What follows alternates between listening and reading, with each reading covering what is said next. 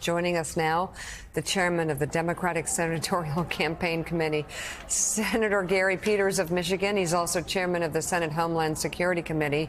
And I guess, sir, we'll start with asking you to weigh in on this, especially as we're looking ahead to a very difficult campaign for President Biden ahead.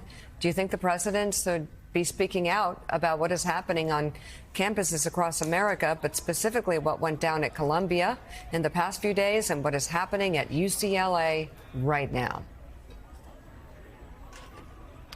Well, certainly people are always entitled to peaceful protest, but certainly we do not accept violence.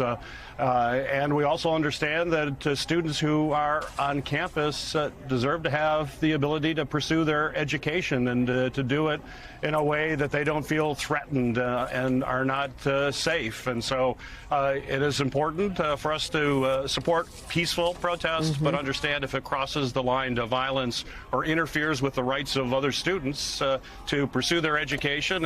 And now that we're in commencement season, to be able to enjoy commencement with their parents and the success that they've had at school, that's infringing on other people's rights. And that's simply not something that we should ever support. But, Senator, let's just bring back the conversation we were just having of memories of 1968. There's real concerns of White House aides that I speak to. The president is set to give a couple of commencement addresses in the weeks ahead. They know there'll be protests there. There are protesters at nearly every event he does, and they fear these signs of unrest will hurt his chances of winning re-election. What more can the Democratic Party, an issue that's so divisive about what's happening in Gaza, what more can be done here to try to cool these tensions? What more should the president be doing?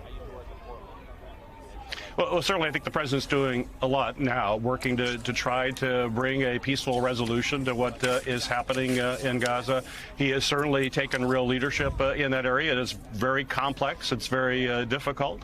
But we have appropriated, for example, a significant humanitarian aid to help the people that are caught in the crossfire between this murderous terrorist group Hamas and the Israeli forces.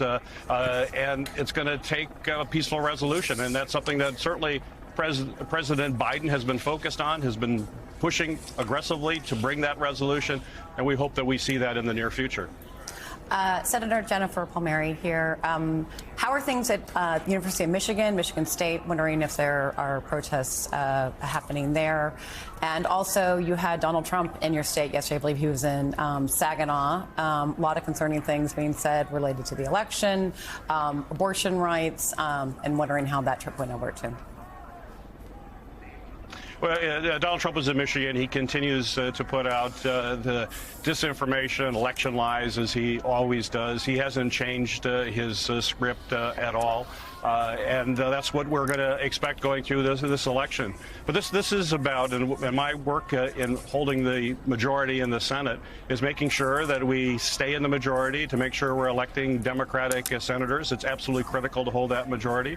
We are very confident we're going to be able to do that. This is about candidate quality. If you look at the quality of our incumbents versus the Republicans' challengers that are putting forward, it's very similar to what we saw in last cycle when we made history in holding the Democratic Senate.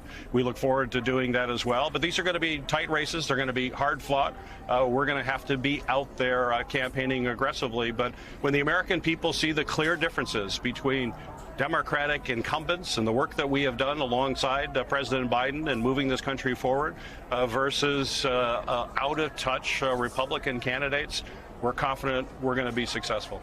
Senator Al Sharpton, the attempt to really define what this is all about with college campuses and other demonstrators that are coming in is something that you'd have to be concerned about as you try to deal with these Senate races.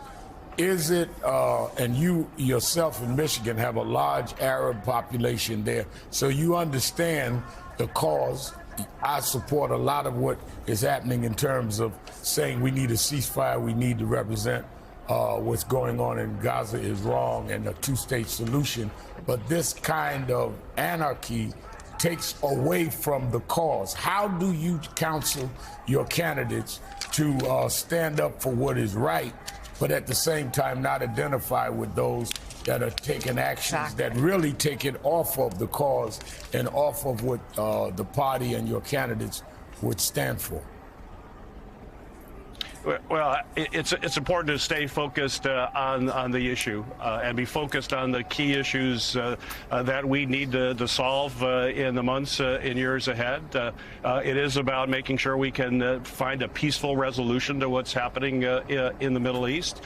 You look at the Biden administration working aggressively now to try to get some sort of ceasefire. But as all of you know, you need to have two sides to have a ceasefire. You have to have Hamas, who's willing to do that.